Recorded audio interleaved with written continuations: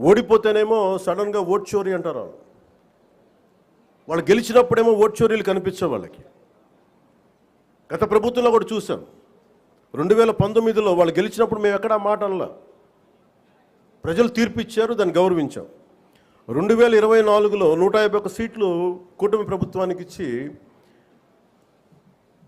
164 కూటమి ప్రభుత్వానికి ఇస్తే సడన్గా వారికి ఏమనిపించిందంటే ఇది ఓట్ల గురించి మన ఓటింగ్ మెషిన్లో తప్పు అంటాం. అంటే గెలిచినప్పుడు ఒక న్యాయం, ఓడిపోయినప్పుడు ఇంకో న్యాయం. ఇది రాష్ట్రం, జాతీయ స్థాయి నుంచి రాష్ట్రం వరకు ఒకటే విధంగా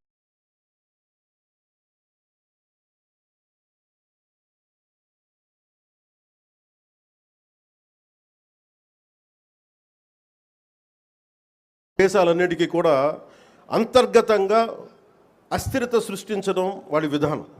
మనం దాంట్లో అంతర్జాతీయ కుట్రలో భాగంగా చూడాలి ఇదంతా.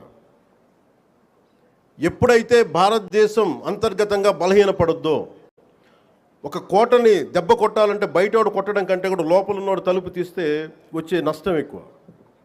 అందుకని ఎప్పుడు కూడా విదేశీ శక్తులు అంతర్గతంగా ఎవరున్నారు భారతదేశంలో, వాళ్ళకి ఎలాంటి ఇన్ఫర్మేషన్ ఇస్తే బాగుంటుంది, వాళ్ళ ఎజెండాని వీళ్ళందరూ మోస్తున్నారు. దీన్ని ప్రజలందరూ కూడా చాలా సునిశ్చితంగా గమనించాలి.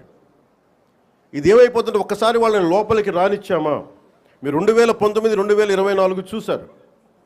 రోడ్డు మీదకి రావాలంటే భయాలు వచ్చినాయి ఒక్కొక్కళ్ళకి. ఈ రోజున కూటమి ప్రభుత్వాన్ని తిట్టడానికి ఎవరు ఇబ్బంది పట్టట్లా. దేనికంటే ఇది ప్రజాస్వామ్యం, దీన్ని గౌరవించడానికి ప్రతి ఒక్కరికి మాట చెప్పేది.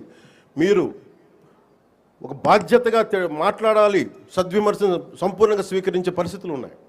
కానీ గత ప్రభుత్వంలో చూస్తే